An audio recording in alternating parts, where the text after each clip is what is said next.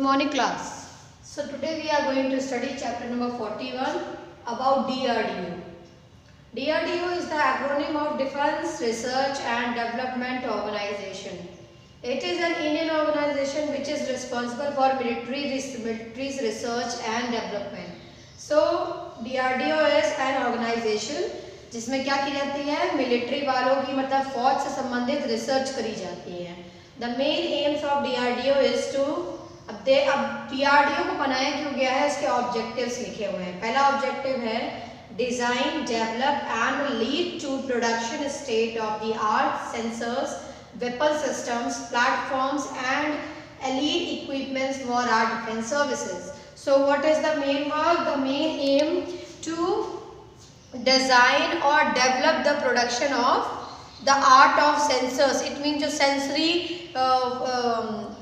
equipments होते हैं, जैसे कि किसी कोई हमला तो नहीं आ रहा है, ये सारी चीज़ें पता लगाना. And like weapon system like जो आपके गन्स होती हैं, जो आर्मर्स होते हैं, वो सब. Platforms like from where we should shoot something, what is the main points where तो ये सारी चीज़ें पता लगाना कि कहाँ पर खतरा है, और इस तरीके से प्लेटफॉर्म्स डिसाइड करना. एंड एलीड इक्विपमेंट्स मतलब कि किस तरीके से एक टुकड़ी दूसरे टुकड़ी के साथ क्या कर सकती है, संपर्क बना सकती है. तो ऐसे सारी चीज़ों के बारे में रिसर्च करना, उन्हें डिज़ाइन करना, डेवलप करने का काम किसका है, हमारी DRDO का है. ठीक है.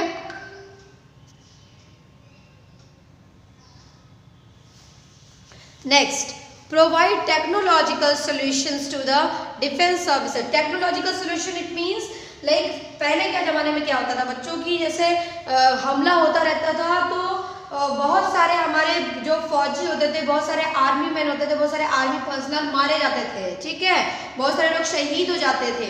लेकिन अब ऐसा नहीं होता बच्चों. अब तो हमें क्या पता चलता है, अभी आप लोगों ने देखा होगा उड़ी स्ट्राइक हो रही थी, तो उड़ी स्ट्राइक से आप लोगों ने मूवी में भी देखा होगा कि क्या किया था. They have sent a small Garuda type, क्या था वो, आई थिंक क्या बोलते हैं उसको, जो रोबोट उड़ता है, उड़ने वाले रोबोट्स को क्या बोलते हैं बच्चों, ड्रोन्स बोलते हैं ना. तो ड्रोन ये सब क्या किया गया था, ये भेजा गया था वहाँ पता लगाने के लिए, GPS सिस्टम को पता लगाने के लिए, ये सर्च करने के लिए कि वहाँ पर कोई आदमी तो नहीं है, उनके रास्ते में कोई ऑब्स्टेकल तो नहीं आ रहा है. इसीलिए मतलब गरुड़ा नाम के एक ड्रोन को भेजा गया था. तो इस तरीके से ये टेक्नोलॉजिकल सपोर्ट है. ये क्या है, टेक्नोलॉजिकल सपोर्ट है. अगर आप कहीं पर हमला करने जा रहे हैं, आपको टेक्नोलॉजी क्या करती है, हेल्प करती है by telling you the locations, by telling you give you and provide you the communication between your headquarter and the army personnel, those who have gone to the sites. So technological support के लिए DRDO बहुत सारे researches करती है. Next है आपका develop infrastructure and committed quality man power and build strong technology base. तो strong technology base बनाने के लिए भी DRDO क्या करती है, रिसर्च करती है. तो DRDO was formed in 1958 by merging the technical development establishment of the Indian Army and the Directorate of the Technical Development and Production DTDP with the Defense Science Organization. तो अब DRDO, पहले बच्चों DRDO क्या होता था, पहले DRDO नहीं था. 1958 से पहले आर्मी अलग अलग भागों से क्या करती थी, सहायता लेती थी. जैसे एक था टेक्निकल डेवलपमेंट एस्टैब्लिशमेंट, जो टेक्नोलॉजी से संबंधित सारे काम करता था. दूसरा होता था Indian army and directorate of technical development production, ये अलग होता था. और डिफेंस साइंस ऑर्गेनाइजेशन अलग अलग होता था. तो ये तीनों अलग अलग दिशाओं में काम करते थे, तो सामंजस्य नहीं बैठ पाता था, है ना. तो सरकार ने क्या किया 1958 में कि इन तीनों ही ऑर्गेनाइजेशन को क्या कर दिया, सबमर्ज कर दिया और एक ऑर्गेनाइजेशन बना दिया, ताकि क्या हो सके, सब लोग अपने अपने आइडियाज का क्या कर सके, ट्रांसफॉर्मेशन कर सके, है ना. तो और उन्होंने क्या बनाया, इसको DRDO बना दिया. ठीक है. नेक्स्ट है it is administered by the ministry of defence government of India. Thus the Defense Minister of India is the head of DRDO. आप समझ गए ना आप लोग कि DRDO का हेड कौन होगा, डिफेंस मिनिस्टर ऑफ इंडिया होगा. ठीक है. It has its headquarters at DRDO Bhawan in new Delhi. और DRDO भवन कहाँ है बच्चों, नेक्स्ट क्या है, the DRDO employs over 30,000 employs out of which 5,000 are scientist and the remaining 25,000 are other scientific, technical and supporting personnel. So you see that 30,000 employees are employed only for making the armaments and making the technological support and giving and providing technological support to the Indian Army. Only 30,000 people, they are enough in the amount, you know. So there is enough number of the people, those who are employed in this situation, in this organization, and only 5,000 scientists are always continuously working upon the technological support and the armamental support, weapon support to the Indian Army. So you see that a lot of work hard is going every day. Next step, 52 laboratories across the country are engaged in developing defense technology which over varied areas like aeronautics, armaments, electronics, combat vehicles, engineering systems, instrumentation, missiles, advanced computing and simulation, spatial material, naval system, life sciences, training, information system and agriculture. ये सारी चीज़ों के बारे में, ये सारे क्या हैं, फील्ड्स हैं जिस पर ये सारे साइंटिस्ट काम करते हैं. तो ये कौन कौन से फील्ड है, 52 लेबोरेटरीज है पूरे भारत में, जिसमें एरोनॉटिक्स, आर्मामेंट, एरोनॉटिक्स मतलब जो विमान संबंधित होता है, विमान समझते हो ना, जो हवा में चल रहा है उससे संबंधित होता है. आर्मामेंट बंदूक, गोला बारूद. इलेक्ट्रॉनिक्स मतलब बिजली की जो सामान होते हैं. कॉम्बैट व्हीकल्स मतलब जैसे आपका ये पाटन टैंक होता है, या फिर कह सकते हो जो ये जितने भी होते हैं ये सब. इंजीनियरिंग सिस्टम मतलब उसमें क्या क्या कारीगरी होती है. अब मानो कि अगर आपको कोई सामान दिया गया है, ठीक है, अगर आप कहीं पे आपकी पोस्टिंग हुई है, जम्मू कश्मीर में हुई है, तो साइंटिस्ट थोड़ी ना आएंगे वहाँ पे ठीक करने के लिए. उसके लिए क्या किया जाता है, आर्मी के लोगों को ही ट्रेन किया जाता है कि वो अपने से ही थोड़ी मोड़ी होने वाली प्रॉब्लम्स को खुद ही सॉल्व कर ले. ठीक है, तो इसके लिए भी ट्रेनिंग कराई जाती है. इंस्ट्रूमेंटेशन होता है, मतलब इंस्ट्रूमेंट्स बनाए जाते हैं. एडवांस्ड कंप्यूटिंग एंड सिमुलेशन मतलब कि कंप्यूटर से कैसे कहीं की जानकारी प्राप्त करनी है, कैसे लोकेशन प्राप्त करनी है. पहले क्या होता था बच्चों कि स्पाई का काम बहुत ज़्यादा होता था. स्पाई क्या करता था, पूरे जहाँ पे भी हमें युद्ध करना, जहाँ भी मतलब जो भी हमारे हॉस्टाइल नेबर्स हैं लाइक चाइना एंड पाकिस्तान, तो वहाँ पर हमें अपने स्पाई भेजने पड़ते थे और पूरी बातों का पता लगाकर. तो इसमें काफ़ी खतरा होता था, काफ़ी डेंजर होता था, है ना. इस डेंजर को कम करने के लिए क्या कर दिया गया, टेक्नोलॉजी का सपोर्ट दे दिया गया कि अब उन्हें याद करने की ज़रूरत नहीं है. अब उन्हें क्या करना है, अब उन्हें अपने कैमरा से वो सारी फोटोज़ खींच लेते हैं, पूरी वो सारी चीज़ें मतलब क्या होता है उससे पता चल जाता है. तो ये एक तरीके का टेक्नोलॉजी का सपोर्ट है. ठीक है, नेक्स्ट है आपका स्पेशल मटेरियल. तो जो भी मटेरियल चाहिए होते हैं, I don't know what is the special material right now. And then naval system, naval system you know मतलब कौन कौन सी शिप्स बनाई जाती हैं जो युद्ध कर सकती हैं. क्या जैसे आप लोग ये कह सकते हो कि पनडुब्बियाँ बनाई जाती हैं, है ना. तो ये सारी चीज़ें कैसे होती हैं, ये सब टारबाइन्स और ये सब बनाना क्या होता है, एक तरीके से ये सारा इसी के अंतर्गत आता है. नेक्स्ट है आपका the surface to air missile programme of DRDO was called project Indigo. अब सरफेस टू एयर का मतलब समझते हो, मतलब जमीन से जमीन में जो मिसाइल की मारने के लिए होती है. एक मिसाइल तो वो होती है जिसको हम लोग आकाश में भेज देते हैं, मतलब कहाँ भेज देते हैं, बाहर, मतलब आपके जो गुरुत्वाकर्षण क्षेत्र है उससे बाहर भेज देते हैं. वो तो सैटेलाइट भेजने के लिए होता है, सैटेलाइट सेटअप के लिए होता है. लेकिन ये थोड़ी होता है, ये जो DRDO जिस मिसाइल का परीक्षण करती है, जैसे कि आपकी अग्नि है, लाइक ये सारी जो होती हैं, ये क्या करती हैं, ये एक कंट्री से दूसरे कंट्री को ध्वस्त करने के लिए बनाई जाती है. मतलब एक तरीके से ये सब वेपन्स बनाए जाते हैं. ठीक है, so it was under an Indo Swiss agreement to develop intermediate range surface to air missiles which was started by India in 1962. Pakistan से युद्ध करने के बाद, पाकिस्तान से जब जंग हुई थी 1962 में, उसके बाद surface to air missiles programme का यूज़ किया गया, क्योंकि उसमें हमारे बहुत सारे सैनिक मारे गए थे. कारगिल में भी ऐसा नहीं था कि पाकिस्तान के नहीं मारे गए थे, बहुत मारे गए थे और वो हार भी गया था. लेकिन हमने भी अपने बहुत सारे ऐसे अच्छे आर्मी पर्सनल्स को खो दिया. इसलिए सरकार ने एक नया DRDO को एक नया प्रोग्राम सौंपा प्रोजेक्ट इंडिगो के नाम से, जिसमें उन्होंने क्या किया, ये पता मतलब ये सारी चीजें मतलब वो एयर मिसाइल्स का प्रयोग करेंगे। अब हमें अपने आर्मी पर्सनल को पाकिस्तान तक भेजने की जरूरत ही नहीं है युद्ध करने के लिए। अगर हमसे पाकिस्तान जरा भी ऊंच नीच करता है तो हम सीधे एक मिसाइल दाग सकते हैं और पाकिस्तान ध्वस्त हो जाएगा, क्योंकि वो हमारे बहुत ही करीब है और हमारे लिए बहुत ही ईजी है खत्म करना। नेक्स्ट क्या है, in 1983 the integrated guided missile development programme, ये IGMDP was launched by the Ministry of Defence for the research and development of the comprehensive range of the missiles। तो मिसाइल्स की रेंज के लिए मतलब इस मिसाइल्स की रेंज बढ़ाने के, रेंज बढ़ाना मतलब कि जैसे मानो कि ये आपकी पृथ्वी है, अगर ये आपकी कंट्री है, यहाँ से आपने लॉन्च करना और ये आपका टारगेट है, तो यहाँ से लेकर यहाँ तक फेंकने में भी क्या होगा, कुछ वो टेक्नोलॉजी लगानी पड़ेगी ना। पहले हम इतना ही फेंक पाते थे, फिर हमने इतना फेंकना चालू किया, फिर इतना करना चालू किया, फिर और फेंकना चालू किया। तो इस तरीके से हम क्या कर रहे हैं, अपनी रेंज बढ़ा रहे हैं, मतलब अपनी मिसाइल्स का जो टेस्ट करते हैं वो किस में करते हैं, अपनी मिसाइल्स की रेंज बढ़ाने के लिए। मानो अगर आपके ऊपर अमेरिका आक्रमण कर देता है तो क्या करोगे, उसका इंतजार करोगे? नहीं ना, उसके ऊपर युद्ध करने के लिए हमारे पास होना चाहिए कि नहीं वेपन्स। तो वही वेपन्स की हमारे क्या था, during 1980 under the leadership of doctor Abdul Kalam DRDO successfully developed missiles like Prithvi, Trishul, Akash and Nag indigenously.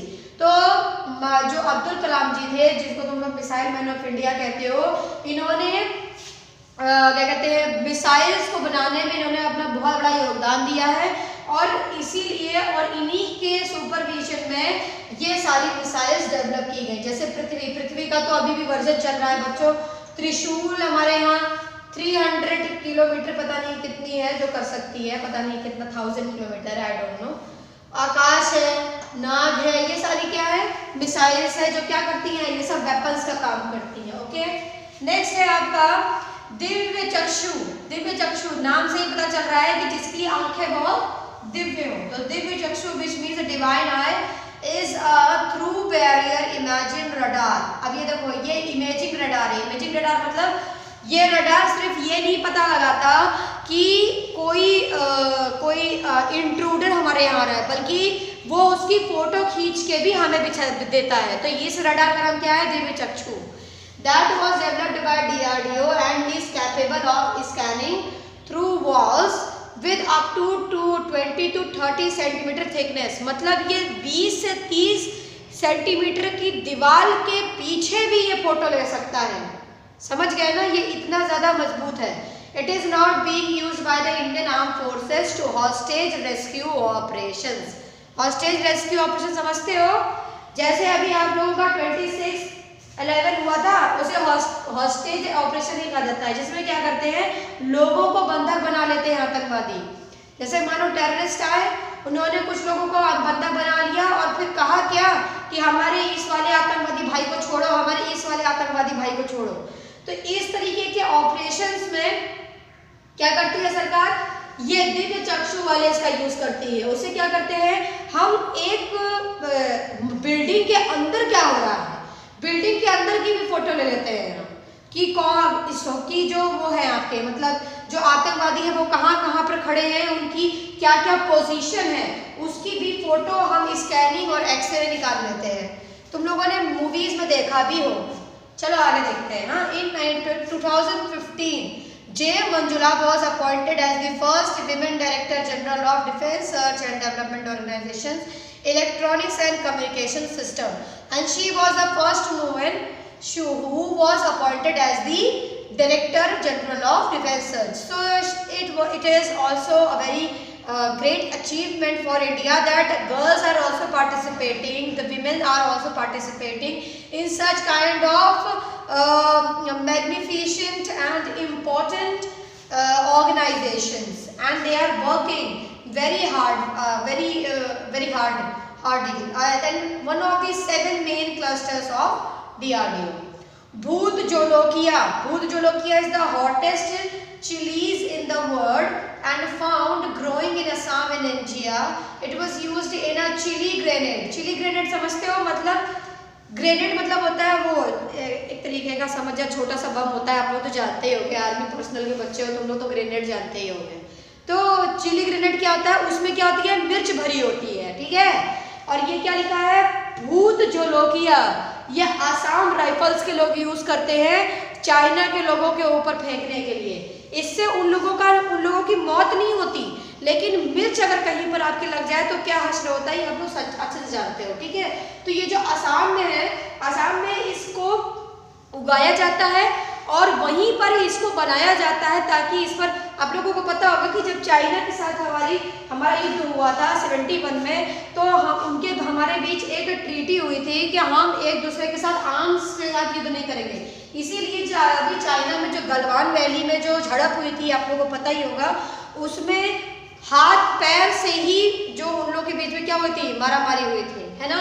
उसमें किसी ने भी वेपन्स का यूज नहीं करा था और उन लोगों ने बहुत ही गंदे तरीके के वेपन्स का यूज करा था, जिसमें लकड़ी में कीड़ा गड़ी हुई थी, है ना। तो ये जो है ये वेपन्स नहीं है, ये बस ऐसे ही है, मतलब इनको वेपन्स नहीं कहा जा सकता, क्योंकि उसमें किसी तरीके के कोई इलेक्ट्रॉनिक या ऐसा किसी मेटल के वेपन्स का यूज नहीं किया गया था। तो ठीक है, तो ये भूत जोलोकिया जो है, it is a non toxic weapon. Non toxic मतलब जहरीला नहीं होता। And when used can force a terrorist to come out of his hiding. अगर किसी टेररिस्ट को कहीं घुसा हो, किसी घर के अंदर घुस गया हो, तो हम क्या कर सकते हैं, इस ग्रेनेड को मार देंगे तो वो बाहर आ जाएगा।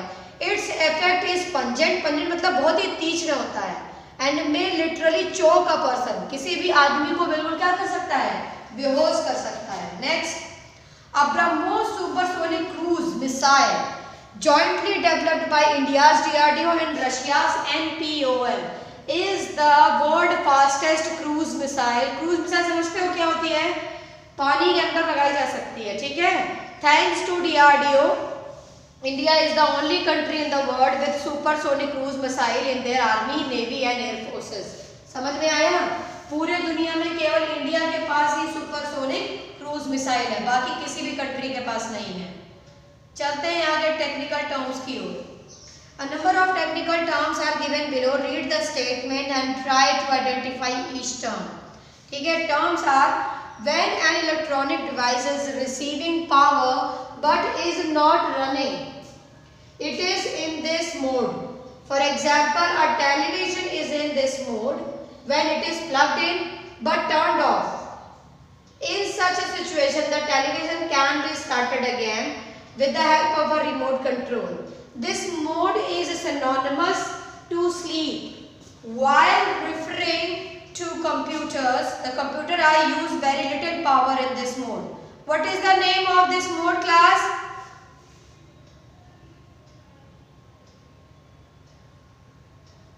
Kindly tell children।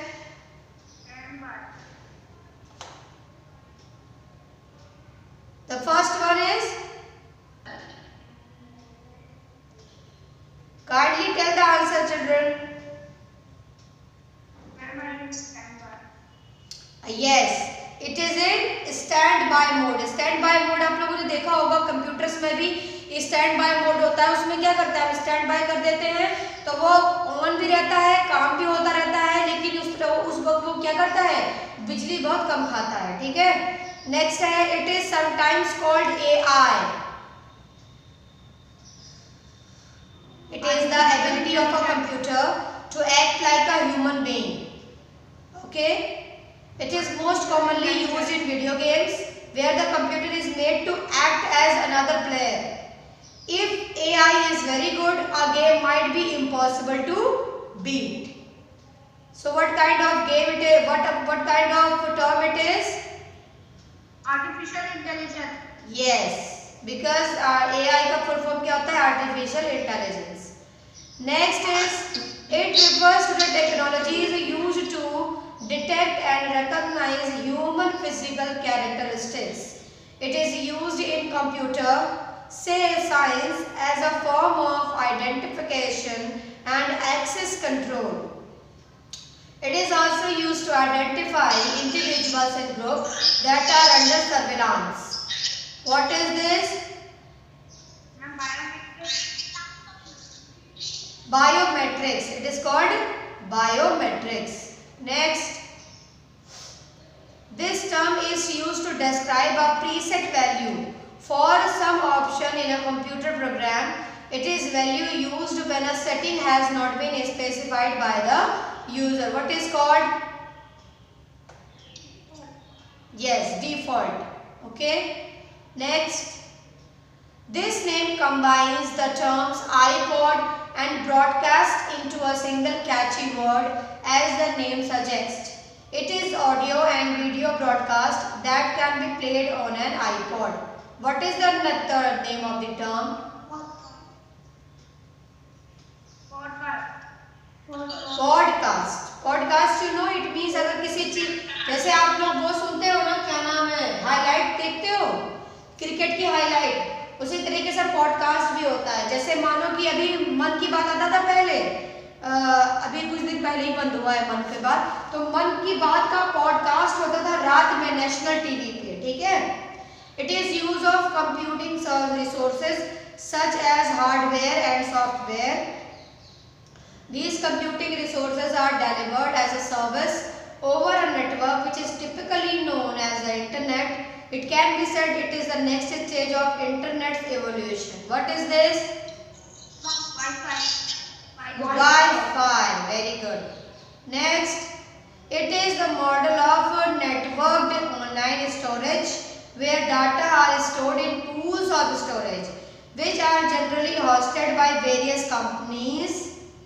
Hosting companies operate large data centers and people who require their data to be hosted or lease storage capacity from them.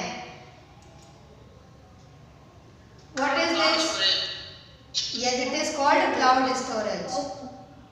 Next, it refers to the wireless networking technology that allows computer network to communicate over a wireless signal. It is short for wireless fidelity. अब तुम लोगों ने गड़बड़ा दिया, ये wifi तो पहला ही है, ये वाला आपका वाईफाई है।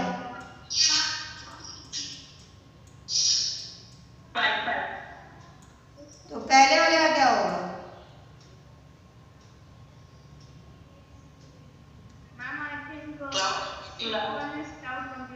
हाँ, ये क्लाउड कंप्यूटिंग होगा। उन्होंने सब गड़बड़ा दिया। चलो कोई नहीं, next, Ayurveda, science of life. Okay, so now we are going to study about Ayurveda. Ayurveda जानते हो, where it is originated? It was originated in India. Ayurveda एक दर्शन है बच्चों, ठीक है, जो महर्षि पतंजलि जो थे, महर्षि पतंजलि के ने इसका वो किया था, क्या किया था, इस पर एक पूरा दर्शन लिखा था महर्षि पतंजलि ने, तो उसी को हम लोग बोलते हैं आयुर्वेदा, जिसके नाम पर आज पतंजलि स्टोर बन गया है, ठीक है, रामदेव बाबा ने बनाया है ना, वही है। क्या लिखा है? Ayurveda literally means the science of life. Ayur means life and Veda means science. It is an ancient medical science which was developed in India thousands of years ago. पूरी दुनिया में जब लोग मेडिकल जानते ही नहीं थे, उस वक्त हमारे यहाँ क्या होती थी, फिजिकल थेरेपीज हुआ करती थी और सर्जरीज हुआ करती थी, ठीक है, ये सारी चीजें पहले ही हमारे यहाँ हुआ करती थी।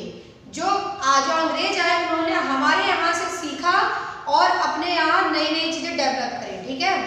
सो Ayurveda developed and evolved into what is today from several ancient treatises, most notably Atharvaveda, which dates back to 5,000 years ago. So Ayurveda developed and evolved into what is today from several ancient treatises. Ayurveda की जानकारी हमें अलग अलग किताबों से मिलती है। सबसे ज़्यादा हमें अथर्ववेद से मिलती है। किससे मिलती है? अथर्ववेद से, ठीक है। The ancient Vedic literature by sages has clearly laid out the instructions to maintain health as well as fighting illness through therapies, massages, herbal medicines and diet control and exercise. तो पहले ज़माने में बच्चों इलाज करने के लिए यही सारी चीज़ें अपनाई जाती थी, जैसे कि थेरेपीज होती थी, मसाजेस होती थी, हर्बल मेडिसिन होती थी, मतलब जानते ही हो तुम लोग, जड़ी बूटियाँ हुआ करती थी, और डाइट कंट्रोल होता था। जो आजकल डॉक्टर बताते हैं कि आप डाइट कंट्रोल करिए, ऐसा करिए, परहेज करिए, ये सारी चीज़ें, और एक्सरसाइज जैसे कि योगा और ये सारी चीजें आयुर्वेद में हमें दिखाई देती है। तो आयुर्वेदा का यहाँ पे आपको पूरा ये दिया हुआ एक्सप्लेनेशन दिया है। आयु, आयु time from birth to death and knowledge और learning. Veda means learning. So पूरे एज की लर्निंग हो गई है। अब आयुर्वेद भी दो भागों में बटा हुआ है। पहला है आपका स्वस्थ वृथम। स्वस्थ वृथम मतलब जब आदमी स्वस्थ रहे, मतलब प्रिवेंटिव मेजर्स। प्रिवेंटिव मतलब कि कहते हैं ना prevention is better than cure. मतलब क्यों हम बीमार पड़े, बीमार पड़ने से पहले ही अगर हम एक संतुलित जीवन जिएंगे तो हम कभी बीमार ही नहीं पड़ेंगे। दूसरा है आयुर्वृथम, अथर्ववृथम। अथर्ववृथम मतलब कि जब एक बार आप बीमार पड़ जाएं तो उसके लिए क्या हमें क्यूरेटिव मेजर्स अपनाने चाहिए। तो ये दोनों ही चीजें इसमें दी हुई हैं। अब गॉड ऑफ आयुर्वेदा कौन है बच्चों? धन्वंतरी है। तुम लोग धनतेरस मनाते हो कि नहीं मनाते हो? यस सर, बनाते हैं। हाँ, तो जो धनतेरस तुम लोग मनाते हो ना, वो भगवान धन्वंतरी का जन्मदिन मनाते हो, समझ गए ना? वो भगवान धन्वंतरी के जन्मदिन को मनाते हो तुम लोग, उसी को बोलते हैं हम लोग धनतेरस। अभी कितने लोगों को ये बात पता ही नहीं होगी कि धनतेरस मनाया ही क्यों जाता है ना? चलो मैंने तुम लोगों को बता दिया, तुम लोग याद रखना। धनतेरस किस लिए मनाया जाता है? क्योंकि भगवान धन्वंतरी उस दिन पृथ्वी पर अवतरित हुए थे, इसलिए धन्वंतरी के नाम से उसका नाम धनतेरस पड़ा है। नेक्स्ट क्या है? इन classic Sanskrit literature Ayurveda was called the science of 8 components, Ashtanga. Sanskrit literature में आयुर्वेद को क्या कहा गया है? विज्ञान, आठ तत्वों का विज्ञान कहा गया है आयुर्वेद को। ठीक है? Ayurveda states that a balance of 3 elemental substances, the dosha, equal health, while imbalance equal diseases. There are 3 dosha, vata, pitta and kapha. तो आयुर्वेद कहता है कि हमारी बॉडी जो है वो 3 तत्वों से मिलकर बनी होती है, वात, पित्त और कफ। ठीक है? ये मतलब सॉरी, हमारे तत्वों से मिलकर नहीं, हमारा जो शरीर होता है वो 5 तत्वों से मिलकर बना होता है, जैसे कि पृथ्वी, जमीन, आकाश, ये सारी चीजों से मिलकर बना होता है। ठीक है? लेकिन हमारे शरीर में 3 तरीके के ही दोष होते हैं। दोष मतलब कि अगर हम क्या चीजों से बीमार पड़ सकते हैं। पहला होता है वात, दूसरा होता है पित्त। पित्त मतलब पेट से संबंधित, वात मतलब हवा या सांस से संबंधित, और कफ गले से संबंधित। तो वात, पित्त और कफ ये हमारे बॉडी के दोष है, मतलब इन्हीं से हम बीमार पड़ते हैं। तो ठीक है, क्या होता है? वात, पित्त एंड कफ ये जो होते हैं, ये दोष होते हैं, ये क्या होते हैं? धीमे धीमे इनमें जो इम्बैलेंस क्रिएट होता है उसी को आयुर्वेदा में इलाज किया जाता है। जैसे अगर अब अलग अलग दिया हुआ, जैसे अगर आपका हेडेक है तो वो किसके अंतर्गत आएगा? वाता के अंदर आएगा। ड्राई स्किन है वो वाता के अंदर आएगा। कॉन्स्टिपेशन वाता के अंदर आएगा। And nervous and anxiety, hyper sensitivity, insomnia and premature ageing, ये सब वाता में आते हैं। ठीक है? पित्त में ulcers, fevers, acnes, acidity, agitation, anger and burns easily, ये सारे पित्ता में आते हैं। कफा में respiratory elements, weight gain, fluid retention, allergies and mucus and congestions, ये सारे किसमें आते हैं? कफा में आते हैं। तो इस तरीके से उसमें इलाज किया जाता है। अब देखो कुछ आयुर्वेदिक थ्योरीज के बारे में पढ़ने देते हैं। In Ayurvedic theory there are 20 qualities and characteristics, gunas. Ayurvedic theory कहती है कि कितने गुण होते हैं? 20 गुण होते हैं, which are inherent in all substances. मतलब दुनिया के जितने भी तत्व है उनमें 20 गुण होते हैं। कौन कौन से? They can be arranged in 10 pairs of antonyms. उन्हें क्या किया जा सकता है? 10 अलग अलग जोड़ों में डिवाइड किया जा सकता है। और वो जोड़े कैसे होंगे? एक दूसरे के बिलोंग होंगे, जैसे कि heavy, light, cold, hot, unctuous, dry, dull, sharp, stable, mobile, soft, hard. Yes.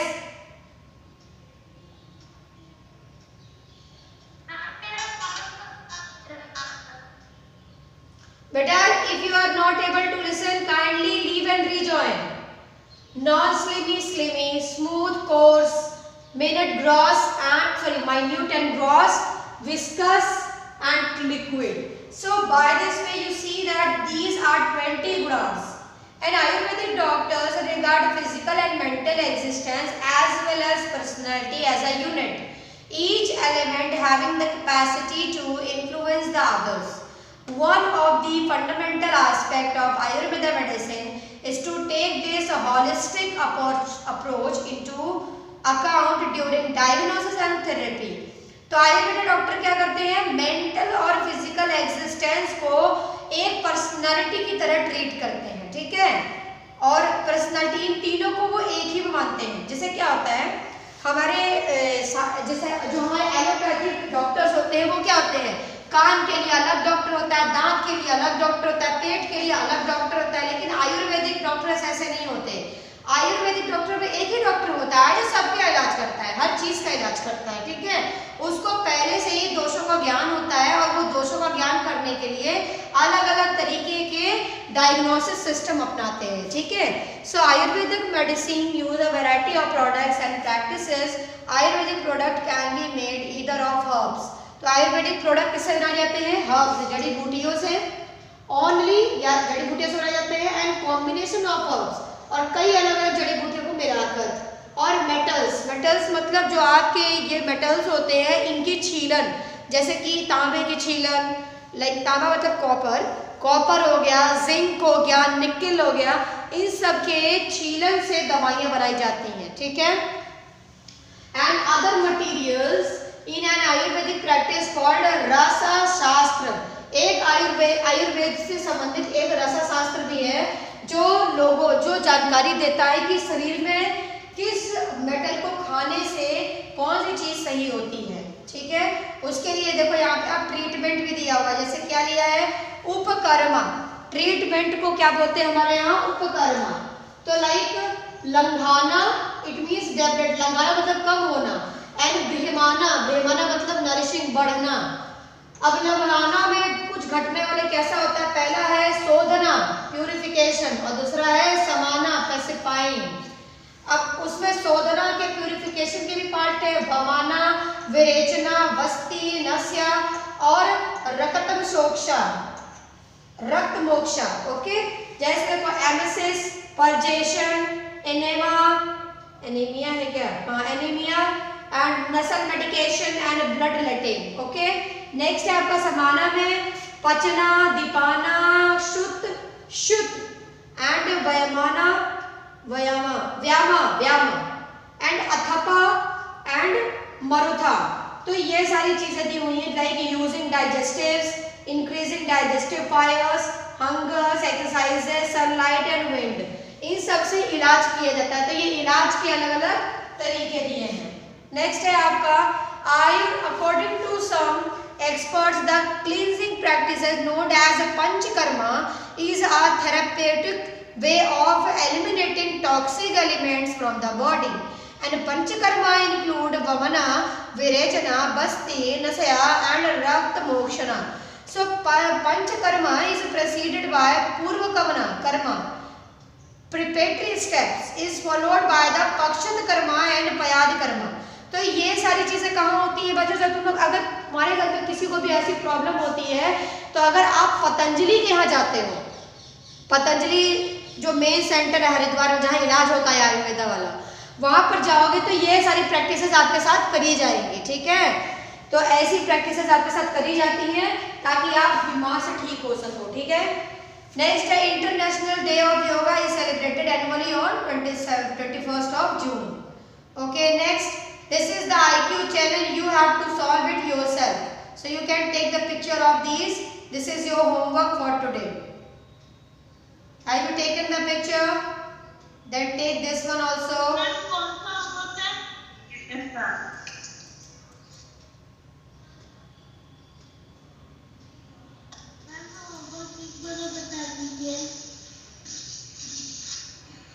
ये IQ चैलेंज वाले बेटा, अब दिख रहा है, इसकी पिक्चर ले लो आप लोग, ठीक है। इसको अपने से सॉल्व करना।